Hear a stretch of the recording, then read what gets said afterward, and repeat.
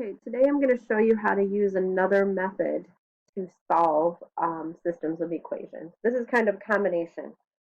So by the end of this section, we should be able to determine which method of solving a system of linear equations may be easier depending on the problem.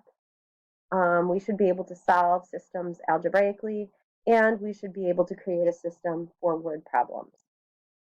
So we're going to skip the shapes. The shapes tend to confuse people. We are going to start here. Hold on. Let's go all the way to number 12. Okay, so what you're trying to do is to eliminate one of the variables. So you have to make sure they are stacked up with your x's in line, your y's in line, your equal signs in line, and your constants in line. If not, that's the first step you have to do. These first few are going to have everything lined up for you. So what you need to do is you need to look at that problem and see if you can get rid of one of the variables by canceling. And look, if you add x and negative, or add y and negative y, they're canceled. Okay, so y is gone. So now we're going to add these together. We're going to combine them. So x plus 2x is 3x, and negative 3 and negative 3 is negative 6. Now we're going to solve for x. So you're going to divide by 3. So x is negative 2. So here's where it's a combination, because now you have to substitute this into either one of them. I'm going to put it into the top. Make sure you're putting x in for x or y in for y. So now I have kind of a substitution problem. So I have negative 2 plus y equals negative 3. I'm going to add 2 to each side. So y is negative 1. Remember, your answer is in the form of a point, so I have negative 2, negative 1 as my answer. Okay? We're not going to graph these. We are going to focus on the elimination piece, so you can take that out. Number 13. So we're going to look at the problem, making sure our x's, our y's, our equal signs, and constants are all lined up. Then we're going to see if you can eliminate any of the variables. So in this case, you can eliminate both of the variables. So if I eliminate these, okay, now that you all heard my phone ring, we're going to get back to this. So you look at this and both the x's and y's are canceled, so I have 0 over here.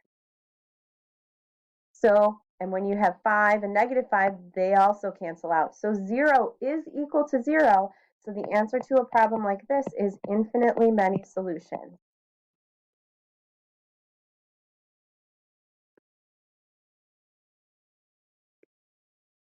All right, moving on. So this next problem, so if you line up the x's, the y's, and the constants, and the equal sign, you can see that my y's are going to cancel. Okay, so if I add 2x and x, I get 3x, keep that equal sign, and then I have 3 and negative 3, I have 0. Again, if you divide by 3, my x is 0. Now I'm going to substitute that 0 in for the x, making my math super easy. So my y is 3. So my answer is 0, 3. Don't forget your answer. Okay, number 15.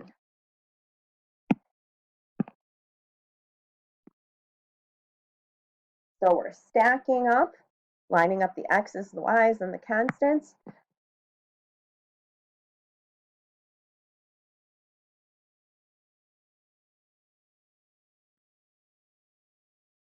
We got these all stacked up here, but these have the same signs, so you can't, these y's have the same signs, so you can't cancel them out. I can fix that by multiplying everything in the second equation by negative 1, but you have to multiply everything. So let's rewrite this. We can stack them again. Here's your first one. And if I rewrite everything after I multiply it by negative 1, I have negative 3x plus y equals negative 1. Okay, so now I can cancel out the y's, and I have negative x equals negative 4. To get rid of that negative sign, I'm going to divide by negative 1, so I have x equals 4. You can plug this. I would plug it into the one you didn't change. Plug that in there. So for x, so I have 2 times 4 minus y equals negative 3. So I have 8 minus y equals negative 3. I'm going to subtract 8. So I have negative y equals negative 11. After I divide by negative 1, my y is 11. So my answer is 4, 11. All right, let's move on to 16. These are set up nicely. I can go ahead and cancel the y's. So I have 3x equals 12. I'm going to divide each side by 3, so x equals 4. And I really shouldn't have scribbled that out like that because then I can't see what's left. So then I'm going to plug in that x. So I have 2 times 4 instead of the x, minus y equals 9. So I have 8 minus y equals 9. So I have negative y equals 1. I divide by negative 1. So I have y equals negative 1. So my answer is 4 and 1.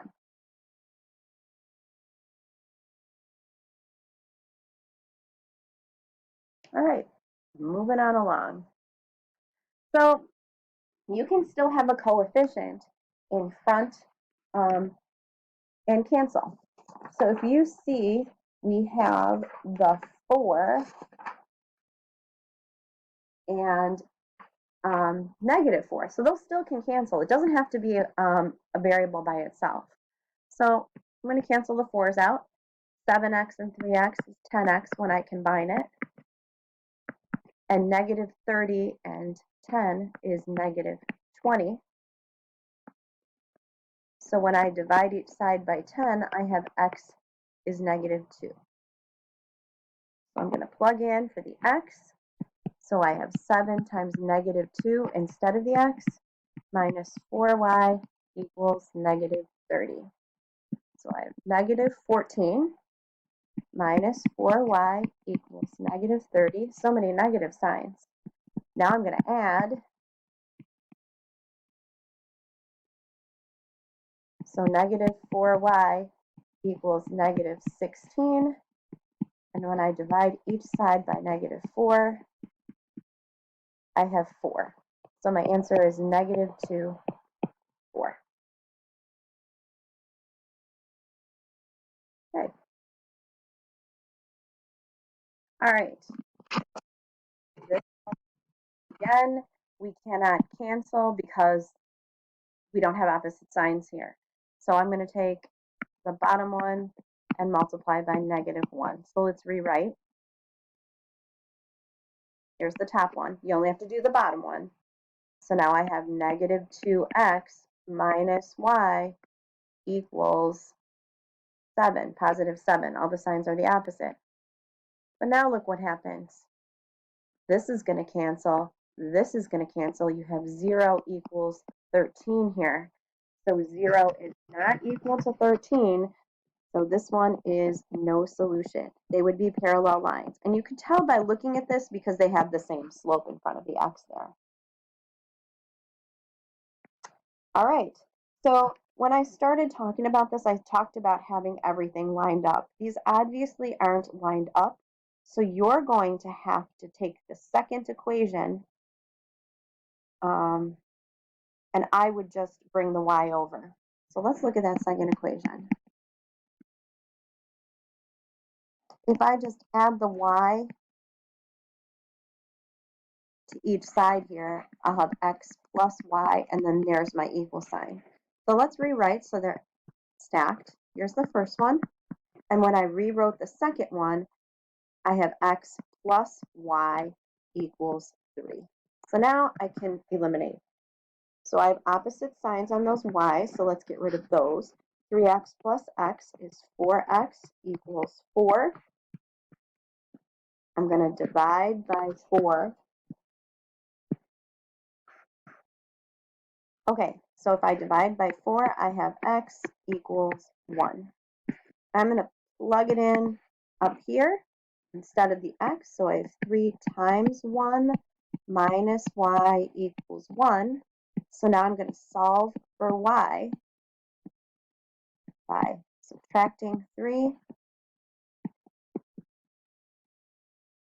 And then I got to get that negative sign off there, divide by negative 1. So my solution is 1, 2. Again, here is another one where we have to do some rearranging. And I think I'm going to rearrange the top one, because then all I'm going to have to do to that top one, you can pick whichever one you want. You'll end up the same way. So I'm going to bring over that y. So then I have x minus y equals 3. So let's rewrite.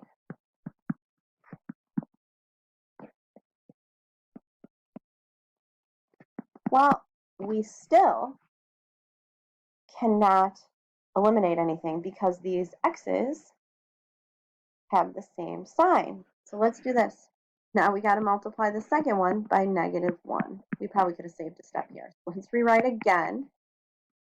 So this time I have negative y plus 2y equals negative 3. So look at that. I can eliminate my x's, and I have negative y and 2y gives me y. 3 and negative 3 equals 0. Okay, so I'm going to plug that 0 in to there. So I have x equals 0 plus 3. So x is 3. So my solution is 3, 0. A lot of rearranging with that one. All right, to the word problems. So we have to complete the story after we look at the problem. So this says complete the story for the system of equations shown below if S is the number of shirts and P is the number of pants. Solve the problem and write your solution in a complete sentence. So we have S plus P equals 18, 5S plus 12P equals 160. So Jennifer is buying shirts and pants at a sale. She buys 18 items of clothing. That's a total of 18. We don't know how many are shirts and how many are pants at this point. Shirts are $5, which is shown right here, and pants cost $12. And this is what she spends, $160. Jennifer spends $160. How many shirts and how many pants did she purchase? All right, so we're going to have to substitute here.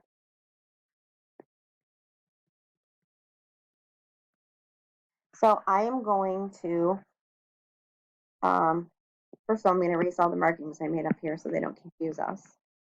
I'm going to isolate S or P here. So I'm going to subtract P from both sides. This has to be substitution. So I have S equals negative P plus 8. Then I'm going to take that and substitute it in for S. I don't have a heck of a lot of room here. So I have 5 times negative P plus 8 plus 12P equals 160. So I have negative 5P plus 40 plus 12P equals 160. All right, I'm going to have to stop here and continue on another section.